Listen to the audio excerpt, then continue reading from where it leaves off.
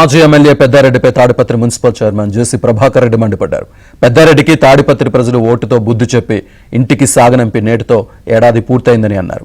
ఇందుకు టీడీపీ కార్యకర్తలందరూ పండుగ చేసుకుంటున్నారని జేసీ ప్రభాకర్ రెడ్డి చెప్పారు.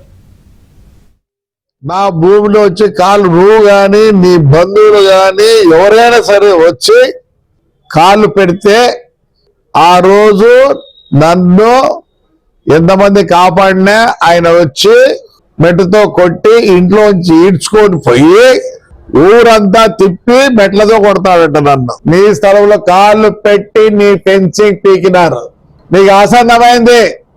నా ఇంటికి వచ్చి నన్ను ఈడ్చుకొని పోయి మెట్లతో కొట్టే ఆసన్నమైంది. నీ మాటలు ఎప్పుడు ఏదేదో మాట్లాడి ఒక్కటన్నా నువ్వు నిరూపించుకున్నావా? దొంగతనం చేయలేదా? భూములు ఆక్రమించుకోలేదా? లేదని చెప్పి ఇప్పుడు ఈ పొద్దున ఆయన మా వాళ్ళు పండగ చేసుకున్నారు. నువ్వు ఈ ఊరు ఇచ్చే సంవత్సరం అయితే పండగ చేసుకున్నారు. వాటికంటే మాట్లాడతావు.